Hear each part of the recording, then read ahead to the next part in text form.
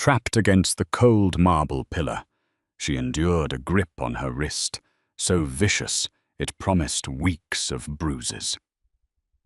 Around them, the glamorous Gala continued its glittering dance, completely oblivious to her escalating terror. The only thing louder than her racing pulse was the sudden, deafening silence that dropped over the room the moment the city's most dangerous man began slowly peeling off his leather gloves. The annual Sapphire Foundation Gala at the Waldorf Astoria was the pinnacle of New York high society. The ballroom was a sea of glittering chandeliers, clinking crystal, and the kind of generational wealth that insulated people from the real world. Chloe Bennet belonged here tonight, even if her imposter syndrome occasionally whispered otherwise. At 28, she was the newly appointed senior director at Apex Communications. Tonight was her triumph. She had spent the last 6 months clawing her way back from the darkest period of her life, rebuilding her shattered confidence piece by piece. And tonight, she looked incredible. Chloe was a plus-size woman, a fact she had spent years being forced to apologize for. But not tonight. She wore a custom emerald green silk gown that draped flawlessly over her curves, celebrating her full hips and thick thighs rather than hiding them. The bodice hugged her chest securely, the deep jewel tone making her auburn hair pop. For the first time in 3 years, she felt powerful. She felt beautiful. She had just finished a successful conversation with Arthur Kensington, the CEO of Kensington Holdings, securing a massive PR retainer for her firm. Smiling, she excused herself to get a glass of champagne, the adrenaline of professional success rushing through her veins. Then she smelled it. A sharp, expensive blend of Tom Ford cologne and Glenfiddich scotch. Her blood turned to ice water. Her lungs seized, the familiar, suffocating panic wrapping around her throat before she even turned around. You always did have a habit of laughing too loud, Chloe. It's unseemly. She froze. The voice was smooth, cultured, and laced with the kind of insidious poison that had slowly killed her spirit for 3 years. Richard Davies. Chloe turned slowly, her knuckles turning white around her metallic evening clutch. Richard stood there, immaculate in a tailored Tom Ford tuxedo, his dark hair slicked back. He was a wealthy corporate raider, a man who bought companies to strip them for parts, a methodology he had applied to Chloe's soul. "Richard," she managed to say, her voice trembling slightly despite her desperate attempt to keep it steady. "What are you doing here?" "I'm a platinum donor, darling. The real question is, who let you in?" His eyes raked over her body, not with admiration, but with a practiced, surgical cruelty. He stepped closer, invading her personal space. The sheer size of him, his broad shoulders and looming height, instantly made Chloe feel like that frightened, isolated girl she had been 6 months ago. "I see you've given up entirely since I left," Richard murmured, keeping his voice perfectly modulated so the passing socialites would just think they were sharing an intimate joke. "That dress, it's brave, Chloe. I'll give you that. Squeezing yourself into silk. You look like a stuffed olive. I told you, you need to wear black to hide all of this." He gestured vaguely at her stomach and hips. Tears pricked the back of Chloe's eyes, but a spark of hard-won anger fought through the fear. "You didn't leave me, Richard. I packed my bags in the middle of the night while you were passed out drunk because I was terrified of you. Now step aside." She tried to move past him toward the safety of her colleague, Sarah Jenkins, who was chatting near the ice sculpture. But Richard was faster. His hand shot out, his fingers wrapping around her upper arm like a steel vice. He didn't just hold her. His thumb pressed hard into the soft flesh of her bicep, finding a nerve and digging in. Chloe let out a sharp gasp of pain, stumbling as he forcefully guided her away from the main floor and into a secluded alcove near the service corridors.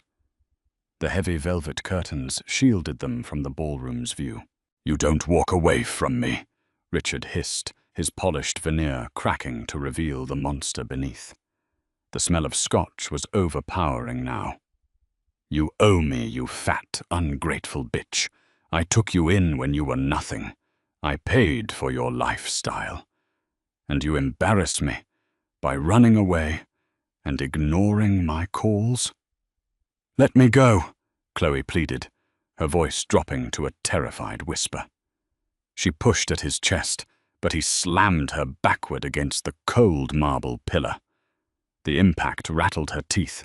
"I'm going to escort you out of the service elevator," Richard commanded, his grip tightening on her wrist now, twisting it at an unnatural angle. "We are going to my car, and you are going to sit quietly while we discuss how you're going to publicly apologize to me."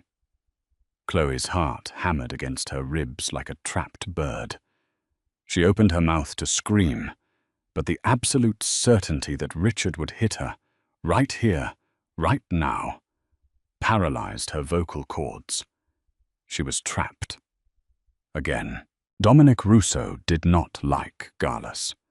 He detested the hollow conversations, the fake smiles, and the hypocritical philanthropists who shook his hand while whispering about his family's legacy behind his back. As the head of Russo Logistics, he was a legitimate billionaire. As the head of the Russo Syndicate, he was the undisputed king of the city's underworld. He operated in the shadows, controlling the ports, the unions, and the construction contracts. He was a man of quiet, devastating power. Tonight, he was nursing a club soda, observing the room with sharp, predatory eyes. And for the last hour, those eyes had been fixed on the woman in the emerald dress. Dominic appreciated beauty, but he respected presence. The woman, he knew her name was Chloe Bennett. He had made it his business to find out the moment she walked in, carried herself with a radiant, unapologetic confidence. She was lush, full-figured, and breathtakingly gorgeous. He had watched her command the attention of Arthur Kensington, navigating the corporate sharks with a brilliant smile. But then he watched the light die in her eyes. Dominic's gaze tracked the man who had approached her. He recognized Richard Davies immediately. A bottom-feeding corporate vulture with a reputation for volatile behavior and heavy drinking. Dominic watched the shift in Chloe's posture, from a queen commanding her court to prey shrinking from a predator. When Davies grabbed her arm and forced her behind the velvet drapes of the alcove, Dominic set his glass down on a passing waiter's tray. His jaw clenched. In the alcove, Chloe was hyperventilating.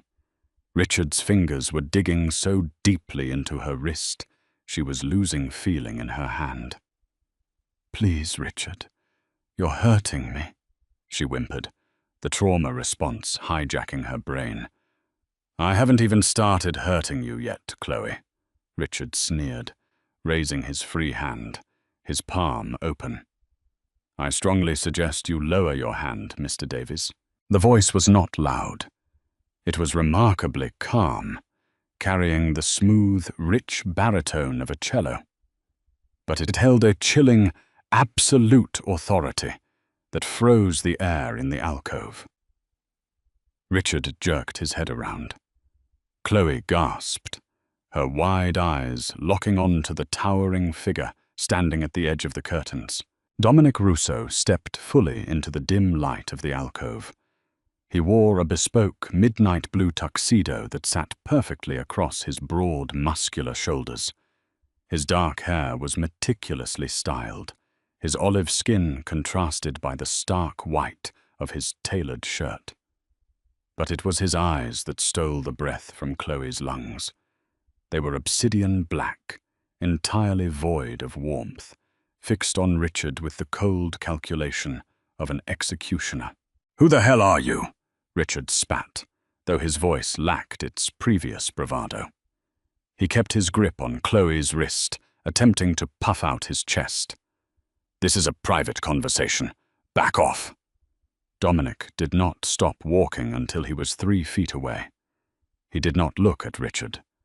Instead, his gaze shifted to Chloe, taking in the terror in her eyes, the paleness of her cheeks, and the brutal grip on her arm. "Are you all right, Miss Bennet?" Dominic asked, his tone softening imperceptibly as he spoke to her. Chloe was too stunned to speak. She managed a frantic, tiny shake of her head. Richard, humiliated by being ignored, sneered. "I said, back off, pal. She's my girlfriend. She's having one of her little hysterical episodes because she's too fat to fit into her dress, and she's insecure. We're leaving." A terrifying, dead silence descended. Dominic finally looked at Richard. He raised his hand slowly. He was wearing a pair of black, supple Italian leather gloves. With agonizing precision, Dominic grasped the fingertip of the right glove with his left hand. He pulled. Snap. He moved to the next finger. Snap. "Do you know why I wear these, Mr. Davies?" Dominic asked softly, pulling the leather off his right hand and tucking it neatly into his breast pocket. He began the same process on the left hand. Richard swallowed hard, his grip on Chloe loosening just a fraction as instinctual fear began to override his drunken arrogance. I don't care. Security." "Security works for me tonight," Dominic replied smoothly. The left glove came off. He tucked it away. He flexed his large, heavily scarred, bare hands. "I wear them because I have very strict rules about what I allow to touch my skin. I prefer not to ruin good leather on garbage." Before Richard could even process the insult, Dominic moved. It was horrifyingly fast. There was no theatrical wind-up, no shouting. Dominic's left hand shot forward, wrapping around Richard's throat with the force of an industrial vice. He slammed the larger man against the opposite wall, lifting him 2 inches off the marble floor. At the exact same moment, Dominic's right hand clamped over Richard's wrist, the one holding Chloe. With a sharp, precise twist that made a sickening pop, Dominic snapped Richard's wrist backward. Richard couldn't even scream. The grip on his throat strangled the sound into a wet, suffocated wheeze. His face instantly turned a violent shade of purple. He released Chloe, his broken hand dangling uselessly at his side. Chloe stumbled backward, clutching her bruised wrist against her chest heaving as she watched the city's most dangerous man choke the life out of her abuser. "A man who uses his strength to break down a woman," Dominic whispered, leaning in so his face was inches from Richard's bulging eyes, "is not a man at all. He is an infection, and I have a very low tolerance for disease."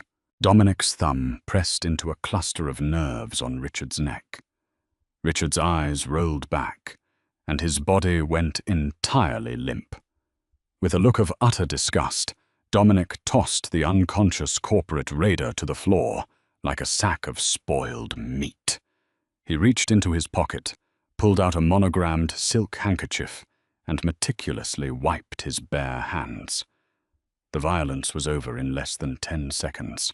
Dominic took a slow breath, adjusting his cuffs. When he turned back to Chloe, the lethal predator vanished, replaced by a man of profound, unsettling gentleness. He didn't crowd her. He gave her space, offering a slight, respectful bow of his head. "I apologize for the disturbance, Miss Bennet. He will not trouble you again." Chloe stared at him, her mind spinning. You know who I am?" "I know," Dominic said softly, his dark eyes tracing the contour of her face with intense reverence. "That you are the most magnificent woman in this room, and it was a crime against nature to see you weeping." He slowly extended his hand, palm up, asking for permission. "May I look at your wrist?" Hesitantly, mesmerized by the sharp contrast between the monster he just was and the protector he was being, Chloe placed her trembling hand in his. His large, warm fingers gently examined the darkening bruises.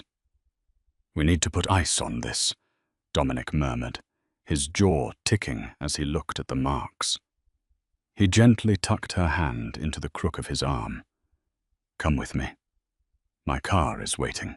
Chloe looked down at Richard's crumpled body, then up at the formidable, mysterious Mafia boss offering her an escape. A thrill of danger, completely different from the fear Richard caused, shivered down her spine. "Okay," she whispered. As they walked out of the alcove, Richard groaned, his eyes fluttering open. He spat blood onto the marble. "Russo," he croaked, coughing violently. "You're dead. You hear me? I know the feds. I'll ruin you both." Dominic paused. He didn't look back. He merely tightened his gentle hold on Chloe's arm and guided her toward the private exit, the real war just beginning. The interior of the Mercedes Maybach S-Class was a sanctuary of soundproofed leather and warm ambient lighting. As the chaos of the Waldorf Astoria faded into the rearview mirror, Chloe sat rigidly against the plush seats, her heart still hammering a frantic rhythm against her ribs.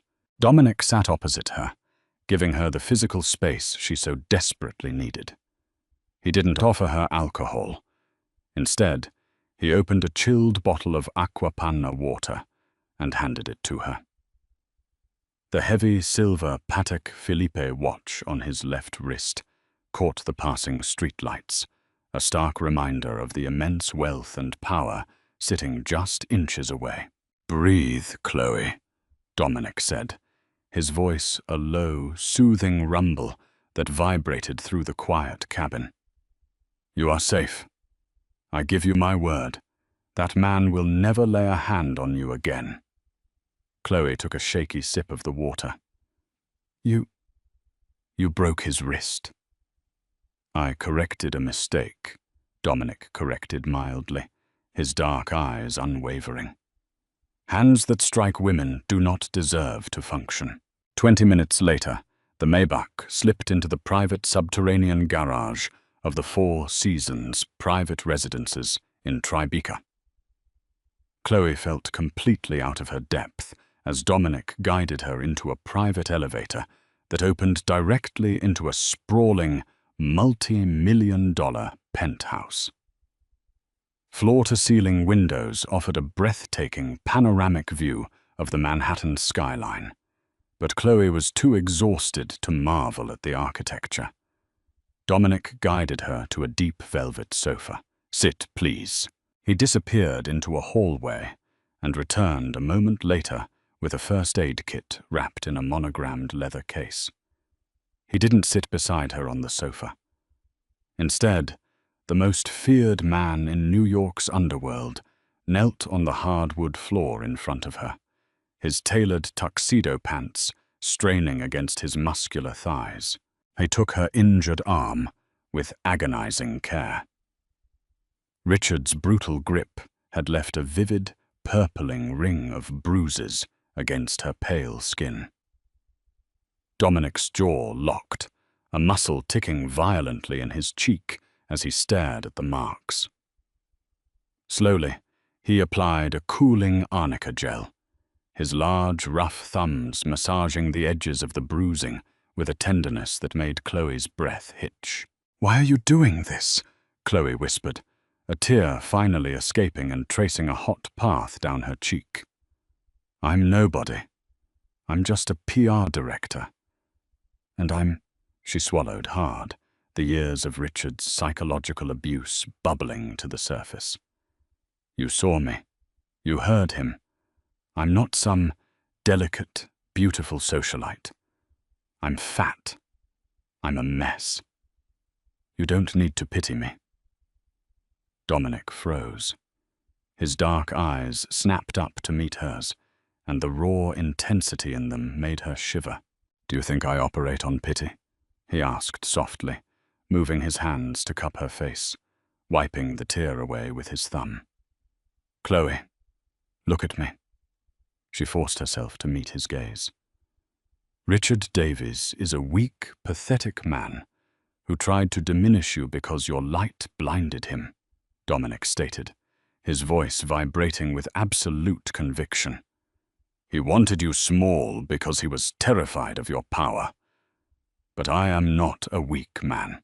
His gaze dropped, slowly and deliberately, taking in the full, lush curves of her body, packed into the emerald silk. There was no mockery in his eyes. There was only a dark, consuming hunger. "You are breathtaking," Dominic murmured, his voice dropping an octave, slipping into a raspy, intimate cadence. "Every curve, every inch of you. You are a goddess carved from marble and wrapped in silk. You are not a mess, Chloe. You are a masterpiece. And I have been watching you for months, waiting for the right moment to introduce myself." Chloe's breath caught in her throat. "Months?" Before Dominic could answer, the heavy oak doors of the penthouse study swung open. A tall, sharply dressed man with silver hair at his temples stepped into the room, holding a secure, encrypted tablet. This was Lorenzo, Dominic's underboss and chief strategist. "Boss, forgive the intrusion," Lorenzo said, his tone urgent but respectful as he nodded to Chloe. "We have a situation." Dominic didn't stand up. He kept one hand resting reassuringly on Chloe's knee. "Speak." "Davies is out of the hospital. He refused to file a police report regarding the assault, which means he knows exactly who you are," Lorenzo reported grimly. "But he's not backing down. He's shifting targets. 5 minutes ago, my contacts at the district attorney's office intercepted an emergency filing. Davies has leveraged District Attorney Gallagher." Chloe's blood ran cold. "Filing for what?" Lorenzo looked at her with grim sympathy. "Corporate espionage and embezzlement, Miss Bennett. Davies is claiming that during your time living together, you stole proprietary trade secrets from Kensington Holdings and funneled millions into offshore accounts. He's framing you to destroy your career and put you in federal prison. He wants to ruin your life so entirely that you'll have to crawl back to him." Panic, cold and sharp, pierced Chloe's chest. No, I didn't. I barely even looked at his work. I just got my life back. I just got this promotion at Apex." "Quiet," Dominic commanded. It wasn't harsh. It was an anchor dropped in the middle of her storm. He finally stood, his imposing height filling the room. The gentle protector vanished, replaced instantly by the ruthless syndicate boss. "Gallagher is a parasite," Dominic sneered, buttoning his tuxedo jacket. "He thinks he can use his badge to touch what belongs to me." "Davies is moving fast, boss. He's called an emergency press conference at the Apex Communications headquarters for 9:12 a.m. Monday, Lorenzo added. "He plans to publicly announce the allegations to force Apex to fire her, and Gallagher will have the arrest warrant signed by noon." Chloe buried her face in her hands. Richard had always promised he would destroy her if she ever left him. He was a billionaire with endless resources. She was just a woman trying to survive. But then, a memory sparked in the back of Chloe's mind. A drunken rant Richard had gone on 2 years ago. A file left open on his MacBook. A string of numbers. She lowered her hands, her eyes hardening. "He's projecting," she whispered. Dominic looked down at her, raising an eyebrow. "Explain." "Richard," Chloe said, standing up, the emerald silk swishing around her legs. She ignored the pain in her wrist. "He accused me of funneling money offshore. But he's the one doing it. When we were together, he would get to blackout drunk and brag about how he was outsmarting the SEC. He uses a shell corporation in the Cayman Islands. It's called Ironclad Holdings." Lorenzo's fingers flew across his tablet. "Ironclad. Give me a second." "I know his passwords," Chloe continued, her voice gaining strength, the PR strategist within her waking up. "He's an egomaniac. His master password for his private server is his own mother's maiden name, combined with his high school lacrosse jersey number. Sinclair 4v4. Dominic stared at her, a slow, incredibly dangerous smile spreading across his lips. The pride in his eyes was blinding. "Lorenzo?" "I'm in," Lorenzo confirmed, staring at the screen in disbelief.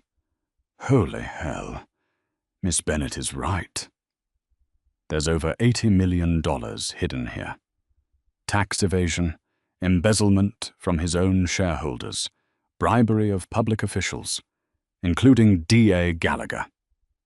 "He wants to play a public game of chess," Dominic said, stepping close to Chloe, his hand gently wrapping around the nape of her neck, sending a jolt of electricity down her spine.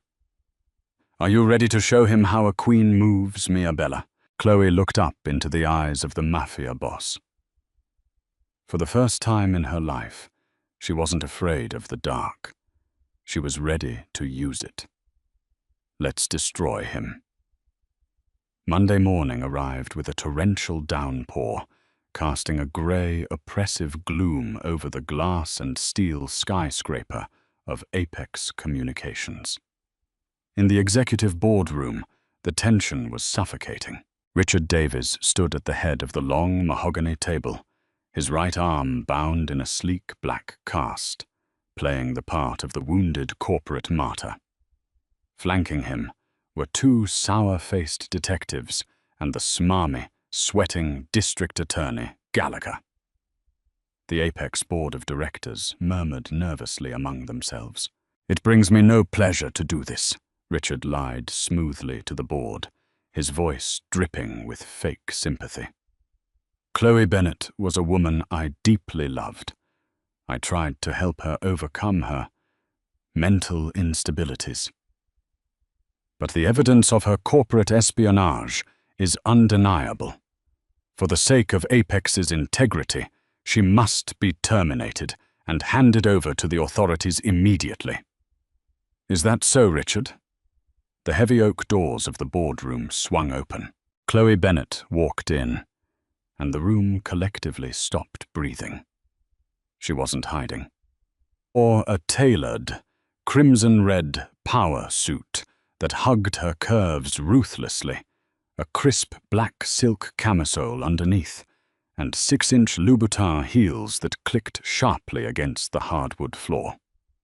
Her auburn hair was blown out in fierce, voluminous waves. She looked powerful, untouchable, and lethal. But it wasn't just Chloe that made the board members turn pale. Walking 1 step behind her, exuding an aura of absolute, terrifying dominance, was Dominic Russo. He wore a charcoal 3-piece suit, a black overcoat draped over his shoulders, his hands bare and relaxed. He didn't say a word.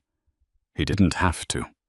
The mere presence of the city's Shadow King in a corporate boardroom was enough to make D.A. Gallagher physically recoil.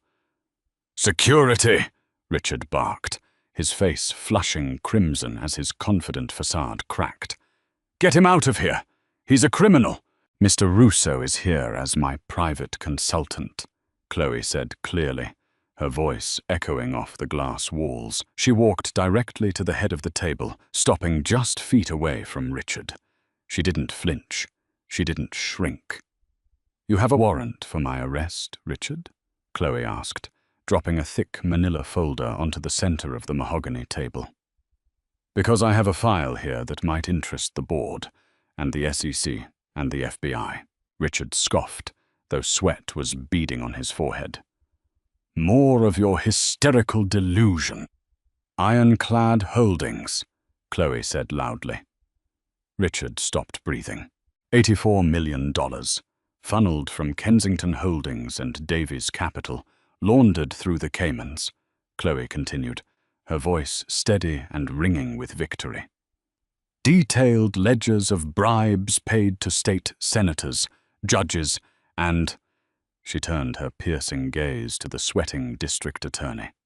$40,000 a month, wired to a shell account owned by D.A. Gallagher's brother-in-law. Gallagher choked, taking a rapid step backward. I have no idea what she's talking about. We have the IP logs, the transfer receipts, and the encrypted emails." Dominic finally spoke. His voice was quiet, but it commanded the room completely. He looked at Gallagher. "My associates delivered a copy of this file to the Attorney General 20 minutes ago, Gallagher. I suggest you call your lawyer." The DA turned and practically ran out of the boardroom, abandoning Richard instantly. "This is fabricated!" Richard screamed, his good hand slamming onto the table. "She's a liar! She's a fat, crazy bitch who—" He lunged toward Chloe. He didn't make it 2 steps. Dominic moved with terrifying speed, stepping between Chloe and Richard. He didn't throw a punch. He simply grabbed Richard by the lapels of his suit and shoved him violently backward. Richard crashed into the presentation screen, shattering the glass and collapsing in a pathetic heap on the floor. "I warned you about raising your hand to her, Davies," Dominic said softly, his obsidian eyes entirely devoid of mercy. The boardroom doors opened again. This time, 3 men in windbreakers bearing the letters FBI walked in. "Richard Davies," the lead agent said, stepping over the broken glass to haul the whimpering billionaire to his feet. "You're under arrest for wire fraud, embezzlement, and racketeering. You have the right to remain silent." Richard looked at Chloe, his eyes wide with disbelief and horror. The empire he had built on intimidation was crumbling into dust in a matter of seconds. "Chloe, please, after everything I did for you." Chloe stood tall, her curves proud, her chin high. She looked at the man who had terrorized her for years and felt absolutely nothing but pity. "You didn't do anything for me, Richard," she said coldly. "I survived you. Take him away." As the FBI dragged Richard out of the room, the boardroom erupted into chaos. But Chloe didn't care about the board members. She turned to Dominic. The ruthless Mafia boss was looking at her with a raw, unrestrained devotion that made her heart race. He stepped closer, reaching out to gently trace the lapel of her crimson suit. "Brilliant," Dominic murmured, his thumb brushing against her jawline.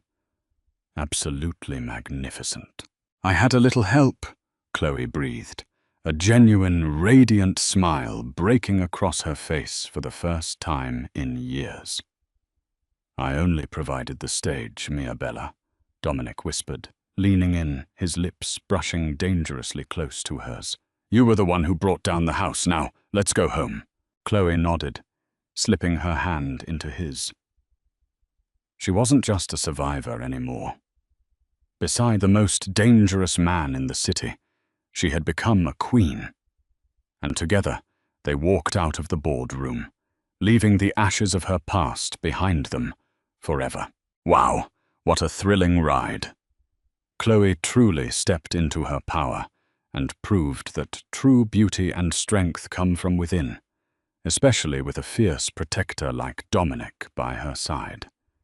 If you loved watching Chloe take down her toxic ex and claim her Mafia king, smash that like button. Don't forget to share this dramatic story with your friends and subscribe to our channel for more intense, romantic, and empowering audio dramas. What should happen to Richard in prison? Let us know in the comments below.